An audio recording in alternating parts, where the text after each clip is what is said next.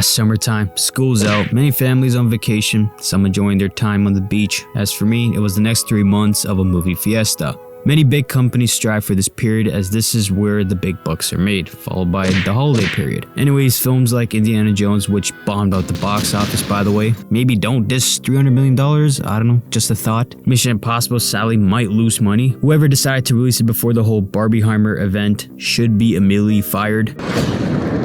A coincidental event, by the way, that will likely be in the history books of cinema. There is a believable conspiracy that Warner Brothers wanted to take a dig at Nolan, as if you did not know, Nolan and Warner Brothers had a very long partnership. During the end of their run, Warner Brothers were releasing many of their films in theaters alongside releasing on streaming at the same time. That was a no-no in Nolan's book, and he immediately shipped himself to Universal, where they offered him pretty much a blank check. Well, this is where the believable conspiracy came into play. Warner Brothers definitely seized the moment of releasing the top-line toy film Barbie on the same day as Nolan's film Oppenheimer. Many believe Warner Brothers did this to take a shot at Nolan for ending such a long partnership, but it was actually a very good time that Nolan took the lifeboat to Universal away from a sinking ship known as Warner Brothers. But both films underachieving proved to be not the case, as both received high praise and getting that cash in the bank, one getting boatloads though more than the other. The internet was flooded with memes, many wearing the color pink headed to the theater, many doing a double feature. Both won their battles, but Nolan won the best film clearly in terms of quality and storytelling, because how much a film makes should never be the deciding factor on which one is better.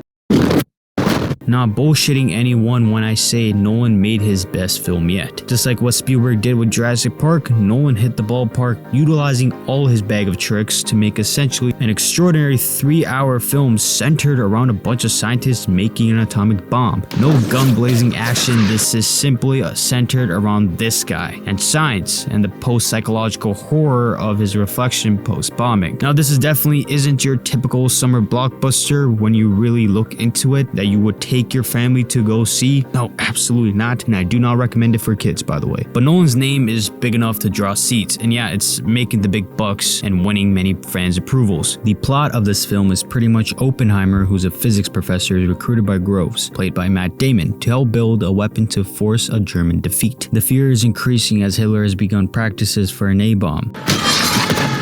So it has become an arms race. Many controversies are thrown at Oppenheimer, such as being an alleged communist, as well as the consequences of making fun of a man in front of the public and media, and a rat in Los Alamos inciting a future Cold War. We see the process, we see the disagreements, we see the aftermath. We see it all. Without jumping away from Oppenheimer himself, Nolan wrote this film in non-linear fashion. We jump back and forth between Strauss's perspective and Oppenheimer's. It definitely will take a rewatch to finally get why some scenes may feel out of order, because it all connects to the end. You realize why Nolan put a scene from 1939 and then later we jump right to 1941. You know, off of Tenet, which is considered one of Nolan's weakest, a bounce back was definitely in the making. And well, Nolan not only improved on the audio mixing, finally showcasing a compelling female character, something he's known for struggling with, but he also created a protagonist that isn't named protagonist, and seeing many layers to the character of Oppenheimer. Oppenheimer was a very flawed human. The movie does not sugarcoat this. He has had controversial views. He's a womanizer, as he had several affairs in his life. But what Cillian Murphy does, not only does the dialogue hit, but the facial expression that's on display is perfect. To put it in simpler terms, you can see what Oppenheimer thinks of a situation just by looking at his eyes. You know when he's hurt, you know when he's mentally not in it, you know when he's fumbled a girl, and that's what great actors do. The two best scenes, which do not include the atomic bomb itself, that was done in practical, by the way. And no, he did not actually drop a fucking nuke.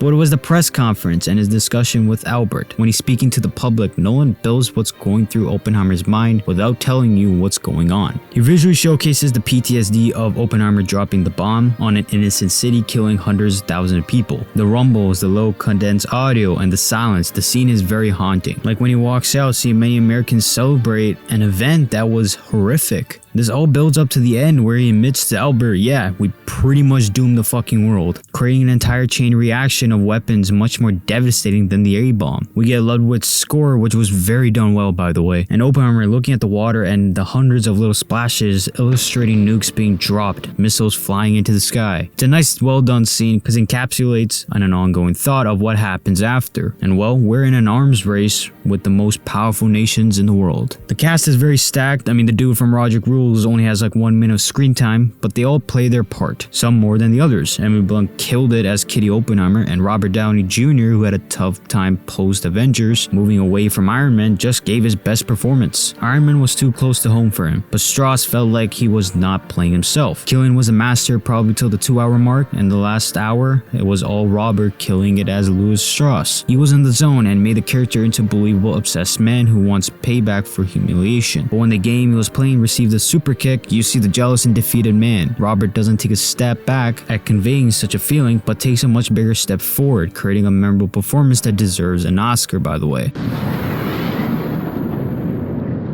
I have no complaints about this film. I know many consider The Dark Knight to be Nolan's best, but this one for me just tops it. It would be wild if Nolan took a deep dive in a Cold War film, because he can do an enjoyable biopic. I mean, we only had one big explosion that did a great job, first of all, at making it aware that light travels faster than sound, and using zero CGI, putting us at the forefront of the actual thing. The film is still in theaters. Definitely go watch it if you haven't, especially in IMAX 70mm. It's worth it, trust me. So yeah, goodbye.